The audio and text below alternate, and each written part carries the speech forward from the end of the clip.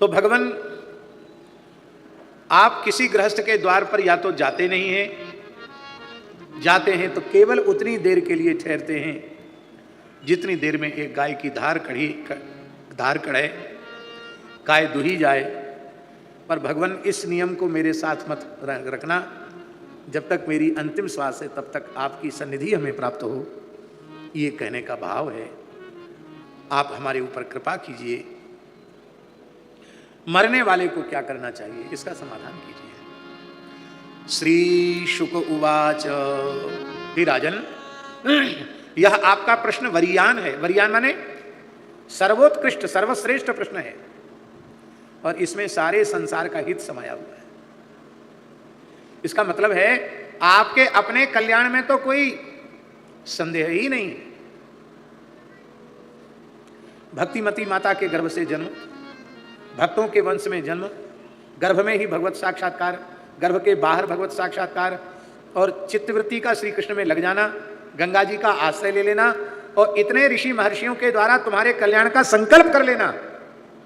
कितने कारण हैं, इन कारणों से तुम्हारे कल्याण में कोई संदेह नहीं है। किंतु हे परीक्षित, तुम तो इन विषयी भोगी संसारी प्राणियों का प्रतिनिधित्व करते हुए उनकी ओर से यह प्रश्न कर रहे हो कि जीव को अपने कल्याण के लिए क्या करना चाहिए। हे राजन, आत्मवेत्ता पुरुष इस प्रकार के प्रश्नों का बहुत आदर करते हैं। मनुष्यों के लिए बहुत सी बातें कहने सुनने की हैं।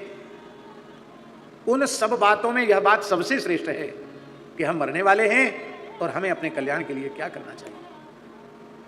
हे राजन, देह गेह कुटुंब में आसक्त, स्त्री पुत्रादि में आसक्त गृहस्थ पुरुष, उनके जीवन में हजारों बातें कहने सुनने तक ही रह जाती। क्यों? क्योंकि उनकी दृष्टि शरीर पर है, भगवान पर उनकी दृष्टि नहीं है। उनकी दृष्टि आत्म तत्व पर नहीं है। विनाशी शरीर संसार को ही सत्य मानकर व्यवहार कर रहे हैं, इसी में जी रहे हैं। इसलिए उनके जीवन में कहने सुनने की बातें केवल कहने सुनने तक ही रह जाती। रात्रि का क्षण बहुत मूल्यवान है। सब दुनिया सो जाती है, नीरवता छा जाती है। उस समय आप जो कुछ चिंतन करो उसका एक अनुपम सुख होता है। हमारे महाराज जी कहते थे, पहाड़ी बाबा महाराज, वो कहते थे बच्चा रात को 2 बजे से लेके और सवेरे 5 बजे तक भजन की हाट लगती है। क्या लगती है? हाट जानते हैं? बाजार। 5 बजे के बाद हाट उठ जाती है। तो हाट उठने के बाद फिर सड़ा गला सामान मिलेगा अथवा नहीं मिलेगा। इसलिए जिस समय भजन की हाट लगी हुई हो उस समय हाट में भजन के रत्न संग्रहित कर लेने चाहिए। फैशन बन गया है बहुत देर रात तक जगना और सवेरे देर तक सोना। रात्रि का मूल्यवान समय निद्रा में नष्ट हो जाता है। निद्रया ह्रियते नक्तम, रात्रि काल के समय की चोरी निद्रा कर लेती है। अथवा व्यवायेन, व्यवाय कहते हैं स्त्री पुरुष के समागम को, विषय भोग को। या तो निद्रा में समय व्यतीत होता है या विषय भोग में समय व्यतीत होता है। अब दिन हुआ तो दिवाचार्थे हया, सारा दिन धन कमाने की इच्छा में नष्ट हो जाता है। किसान खेत पर चला गया, व्यापारी दुकान पर चला गया, नौकरी चाकरी करने वाले अपनी ड्यूटी पर चले गए, दिन भर उसी में लगे। धन कमाने में दिन नहीं स्वामी जी, धन कमाने की इच्छा में। धन की प्राप्ति तो प्रारब्ध के अनुसार होती है, इच्छा सबको रहती है। तो धन कमाने के विलासा में दिन का समय नष्ट हो गया। फिर भी तो समय बचा। बोले बचा कुचा समय कुटुंब भरणे नवा, कुटुंब के भरण पोषण में समय चला गया।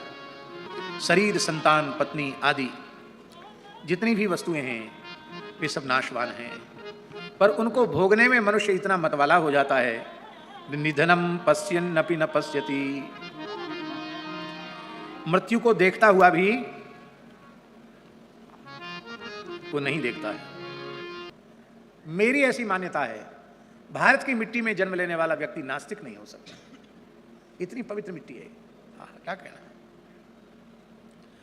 लेकिन फिर भी वह क्यों भूला रहता है? अपश्यताम आत्मतत्वम।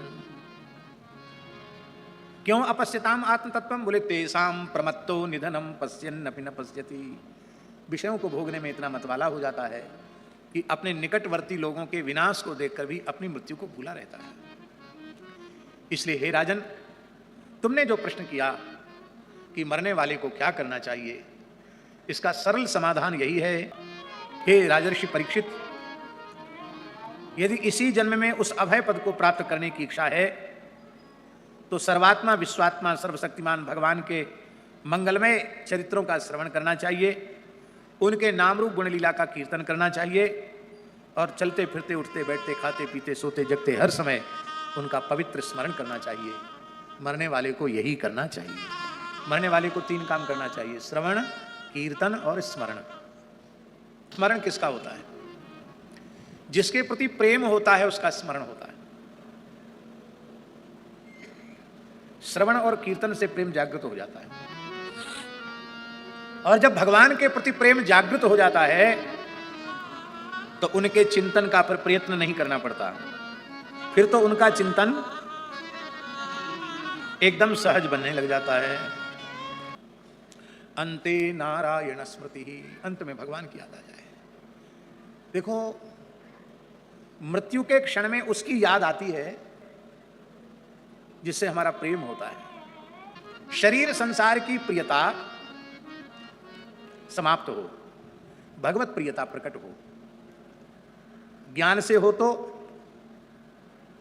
निष्काम कर्म योग से हो तो, उपासना योग भक्ति योग से हो तो, किसी भी प्रकार से शरीर संसार की प्रियता नष्ट हो और भगवत प्रियता प्राप्त हो। क्योंकि मृत्यु के क्षण में उसी का स्मरण होता है जिससे प्रेम होता है। इसलिए स्वामी जी, एक बड़ी ऊंची बात है यहां प्रथम भागवत के द्वितीय स्कंद के 6ठे श्लोक में जो बात कही गई, पंचम स्कंद में नारद जी यही बात पुष्ट कर रहे हैं। भागवत के पंचम स्कंद में बहुत प्यारा श्लोक है।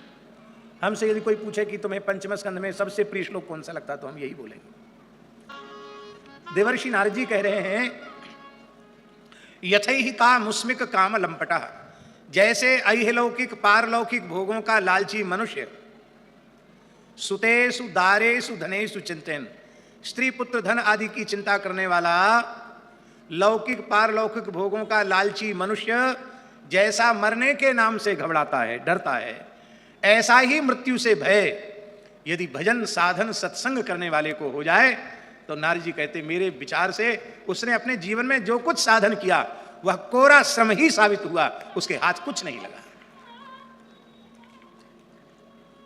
जीवन की सार्थकता, साधन की सार्थकता इसमें है कि साध्य जो परमात्मा है उसमें हमारा प्रेम हो जाए।